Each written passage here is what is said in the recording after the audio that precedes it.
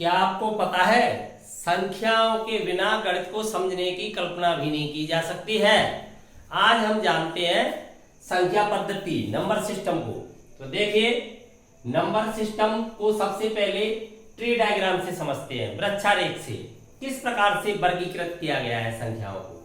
सबसे बड़ा समुच्चय होता है सम्मिश्र संख्याओं का समुच्चय, कॉम्प्लेक्स नंबर, अर्थात ऐसी किसी भी संख्या का अस्तित्व नहीं है जो सम्मिश्र नहीं हो।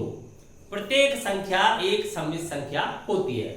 सम्मिश्र संख्या के दो भाग हैं, एक वास्तविक जिसे R से रिप्रेजेंट किया गया है, रियल नंबर, इसके समुच्चय को R से माना गया है। दूसरी काल्पनिक, I ऑफ लोअर सफिक्स में निम्न अनुलग्नक में M लगाया गया है, I ऑफ M, ये काल्पनिक संख्याओं का समुच्चय है। यहां पर देखिए वास्तविक संख्याओं को भी दो भागों में वर्गीकृत किया गया है, एक है रेशनल, एक है इरेशनल।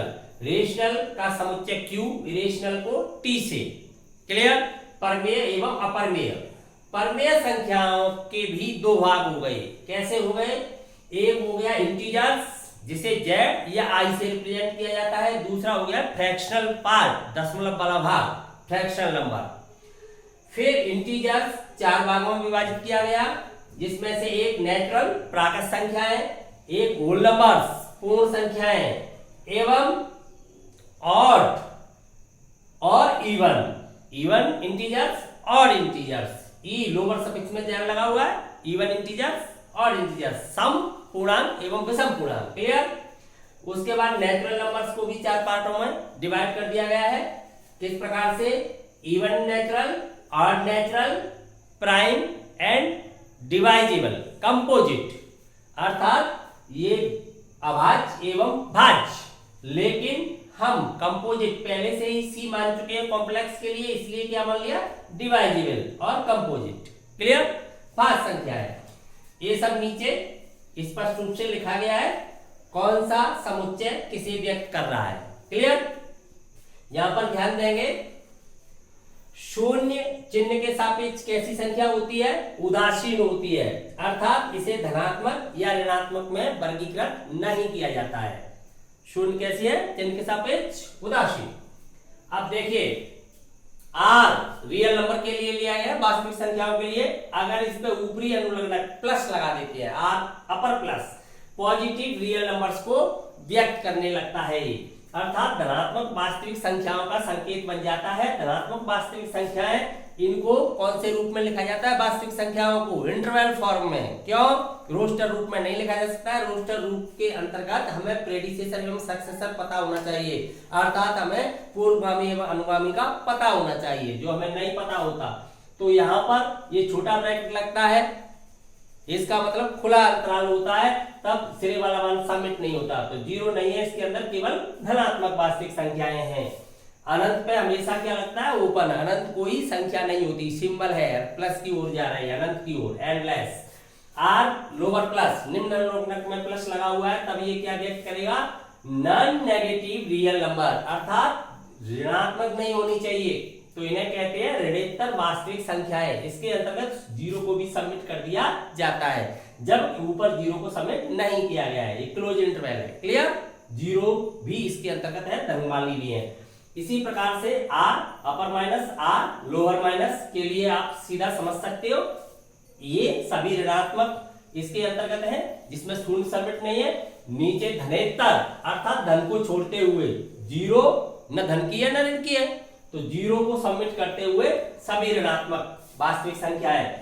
R लोअर सफिक्स में क्या लगा हुआ है? 0, तब ये सिंबल किसका बन जाता है? नॉन जीरो रियल नंबर्स, अर्थात शून्येतर वास्तविक संख्या है, इसमें शून्य को छोड़ दिया गया। क्लियर? तब शून्य को ऐसे हटा सकते हैं R से। R क्या होता है? माइनस इनफाइनाइट टू इनफाइनाइट, हमेशा ओपन इंटरवल रहेगा, जिसमें से 0 को हमने रोस्टर रूप में रख के निकाल सकते हैं, इसमें शून्य नहीं है। समझ गए आप सिंबल का क्या मतलब होता है? इस प्रकार से सिंबल दिए जाएंगे तो हम समझ लेंगे किस प्रकार की संख्याओं के लिए इशारा किया गया है। इसी प्रकार से हम Z को भी इन सिंबल से समझ सकते हैं। यहाँ पर धनात्मक पूर्णांक हो जाएगा, धनात्मक पूर्णांक ही तो नेचुरल नंबर है। 1 2 3 ये 3 डॉट लगा के छोड़ देते हैं। 3 डॉट जब लगातार लगाए जाते हैं तो इनका मतलब क्या होता है? इनका मतलब होता है एंडलेस, अर्थात अनंत की ओर। क्लियर। एक डॉट होता है तो क्या होता है, फुल स्टॉप, ऐसे ध्यान रखिए। 3 डॉट अगर लगा देते हैं तो हो जाता है नॉन स्टॉप, ठीक है। ऐसे ही जेड ओवर प्लस ऋणात्मक पूर्णांक, ऋणात्मक पूर्णांक यानी 0 भी सबमिट कर लेंगे तभी यही तो होल नंबर होते हैं। इसी प्रकार से माइनस को समझ सकते हो, इसके अंदर शून्य नहीं है, ऋणात्मक भी है धनात्मक भी है, शून्यतर पूर्णांक हो जाएंगे। ये आप समझिए, ये आपका समपूर्णांकों का समुच्चय है। ई ऑफ जेड से व्यक्त किया है समपूर्णांक, इसमें नेगेटिव भी आएंगे, पॉजिटिव भी आएंगे, जीरो भी आएगा। जो 2 से डिवाइड हो जाते हैं वो सभी क्या कहलाते हैं, सम कहलाते हैं। ये आपके विषम पूर्णांक जो 2 से डिवाइड नहीं होते हैं, ये सभी विषम पूर्णांक हैं। ये आपकी संप्राकृत संख्याएं 2 4 6 इवन नेचुरल, ये ऑड नेचुरल विषम प्राकृत संख्याएं। ये प्राइम नंबर्स अभाज्य संख्याएं केवल कहां से प्राप्त हुई हैं, नेचुरल नंबर से, इसलिए नेगेटिव नहीं हो सकती हैं, नेचुरल से फाइंड हुई है। तो ये अभाज्य संख्याएं प्राइम नंबर्स हैं। प्राइम नंबर सबसे छोटा कौन होता है, 2 होता है। 2 3 5 7 11 प्राइम नंबर वो नेचुरल नंबर हैं जिनके 2 सर्वसंभव गुणनखंड होने चाहिए, अर्थात ये कहा जा सकता है 2 मल्टीपल अपवर्तक होने चाहिए। 2 ही अपवर्तक होंगे, केवल 2, ओनली 2, ठीक है। 2 से कम भी नहीं, 2 से अधिक भी नहीं। एक क्यों नहीं है प्राइम, क्योंकि एक का एक ही सर्वसंभव गुणनखंड आ रहा है, उसके सर्वसंभव गुणनखंड अपवर्तक की संख्या 1 है, समझ गए आप। यहाँ पर ये डिवाइजिबल जिसे कंपोजिट भी कहते हैं, भाज्य वो होती है जिसके सर्वसंभव गुणनखंडों की संख्या 2 से अधिक होनी चाहिए, अर्थात कम से कम 3 होने चाहिए अपवर्तक। तो ऐसी 3 संख्याएं अस्तित्व होना चाहिए जो इसको डिवाइड कर सकें, तब ये कहलाती है भाज्य। सबसे छोटी 4 6 8 9 ऐसे चलता है, क्लियर। अब आप समझिए हमें कैसे पता चलेगा कौन सी रियल नंबर है कौन सी इमेजिनरी नंबर है। तो वास्तविक संख्या वर्ग परीक्षण लगाइए, अगर वर्ग धन का आ रहा है तो वो रियल नंबर है, वर्ग आपका ऋण का प्राप्त हो रहा है तो वो काल्पनिक संख्या होती है। जिसका वर्ग धन का वास्तविक, जिसका वर्ग ऋण का काल्पनिक।